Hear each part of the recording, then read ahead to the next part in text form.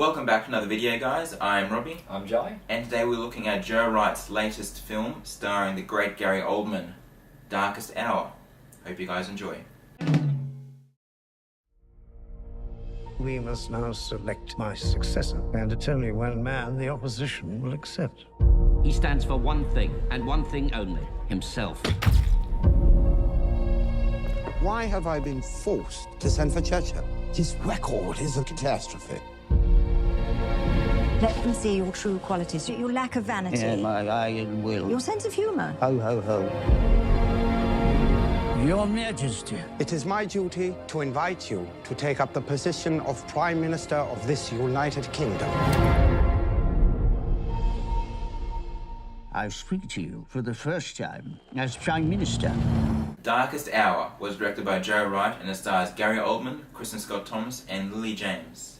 The film follows Winston Churchill's rise to Prime Minister and the first few days as he's thrown into the midst of the Dunkirk situation, World War II. Yeah. Gary Oldman. Wow. Oh yeah. What a performance. Yeah, if there's one thing you can take away from this film it's that Gary Oldman gives probably the performance of his life. Yeah. He absolutely transforms into Winston Churchill. Mm-hmm. Yeah. Literally and figuratively. Never have I seen a person just disappear so entirely in a character as I have in this movie. Several times through the film, I forgot I was watching Gary Oldman, and there'd be certain times where he'd yell. He's yelling. He's yelling Gary with Oldman. what? Yeah. Yeah. It seems to be something about British politics that draws out great performances. Because we had Meryl Streep in The Iron Lady, and now Gary Oldman. This is and Colin Firth in the King's King's Speech. Speech. Of course. 3 terrific performances. So there's two things stood out about this film for me. The first, as we're mentioning now, is Gary Oldman. He's fantastic, Yeah. absolutely fantastic. The second is the look of the film. I think visually, this looks awesome. Joe Wright is a very visual director, and it looks amazing. The shots that stood out for me were the ones that are not framed conventionally. Yep. So there's a scene where it's a complete black screen and you see Churchill coming down an elevator, like just a little bit, or the bit where he's sitting beside the phone and it's just a little square in the corner, like just that. That's striking. That's really nice. The lighting in this is just exceptional, and it really sets the mood for the whole film. There's really dark, somber, very intense time in history, and it captures that very well just through the atmosphere. It's a very really it feels like a black and white film at times. At times. in the House of Parliament when everyone's waving that's pretty much just black and white. But it's very desaturated, the colour. Visually awesome. It really works for the film. The bits that need to stand out still pop out, and it's even more striking because the background is so not flat. But it's like you said, it's almost black and white. So especially Gary Oldman, because he's always front and center, he really just comes out the screen at you. And the bits when he's really yelling and getting very worked up, those bits just mind blowing. Yeah. Once again, I think everybody is great here. Like the main players are great. Lily James is great. Yeah. Ben Mendelsohn. I forgot to mention Ben Mendelsohn as King George, who Colin Firth played in The King's Speech. Of course. It was a bit hard for me to not look at that and not picture Colin Firth. But no, Ben Mendelsohn was fantastic.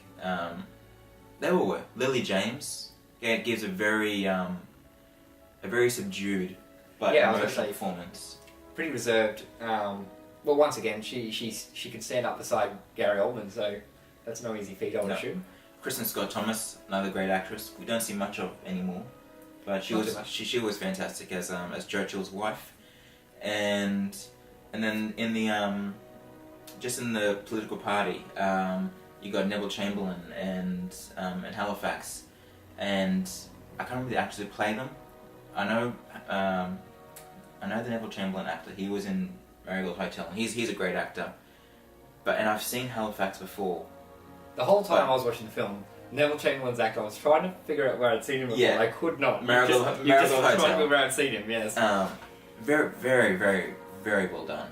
It's one thing that kind of hit me with this, funnily enough, I got more emotional resonance from the Dunkirk situation than the actual film Dunkirk.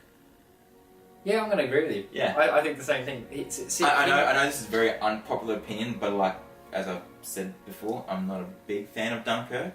I like Nolan's Dunkirk, but I didn't love it. No, I like it for its technical prowess. Like, it's visually incredible and everything. Just other elements. I didn't get into it. This portrayed Dunkirk in a way that I expected the film to portray it. I think the big thing here is we're seeing the behind the scenes, and you're seeing the desperation of it all. Yes, and how these men are pretty much making the decision to send innocent young men to their deaths. Pretty much. Which is, I mean, we see it happen in Dunkirk, but we don't. Definitely. But yeah, I never got the magnitude of the situation. And even though he was not actually on the beach, you get a couple of quick cutaways of Dunkirk. Yeah. But it's very, very quick. There was that really, really nice shot of the bombs being dropped. Yes. And then it pans across and it turns into the face. The burnt face. Yeah, that looked great. Really nice. The whole film looks fantastic. Like I said, Joe Wright, he's a great director. I've not been a fan of his movies as a whole. Not saying they're bad films, just not my kind. But you know, Pride and Prejudice and Atonement, they are excellent films, and he's proven to be a great director in that kind of period piece, like history kind of film. Like, no, they're not biopics, but they're still like a window into the past. He's very good at that. Pan would be his most obscure one. I didn't like that one at all. That was a bit high. He's back on track with what he's good at. And then, teaming with Gary Oldman was brilliant, absolutely brilliant.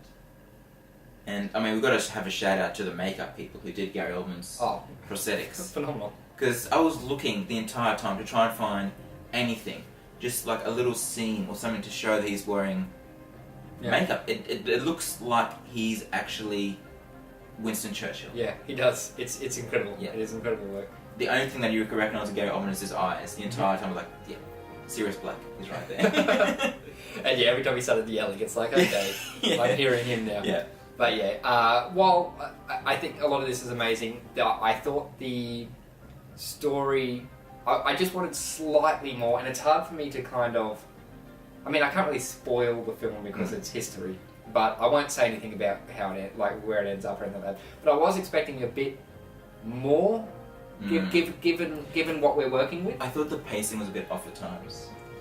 It kind of gets intense and then just kind of like dips down. That is a good point. Not that it gets uninteresting. It's just the way the scenes move. Sometimes I think they're not as well edited at times compared to the more full-on scenes. I still really enjoyed the film. I thought it was great. It's a good film, but for me, it's Gary Oldman that makes it a great film. Definitely, 100%.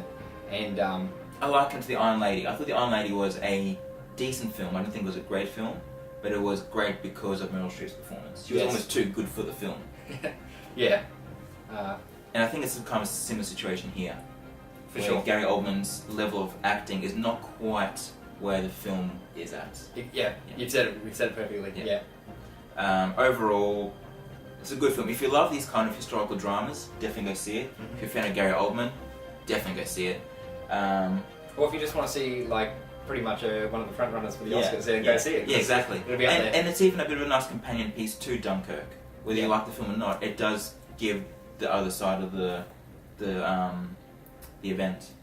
So I'm going to give Darkest Hour 4 stars. I'm going 3.5.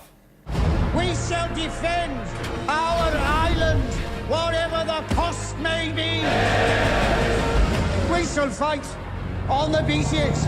We shall fight on the landing grounds. We shall fight in the fields and in the streets. We shall fight in the hills. We shall never surrender. For without victory, there can be no survival. Thanks for watching, guys. Those are our thoughts on Darkest Hour. We'd love to know what you thought of the film, so leave us a comment below. If you like what you saw, please subscribe. Until next time, we'll see you at the movies.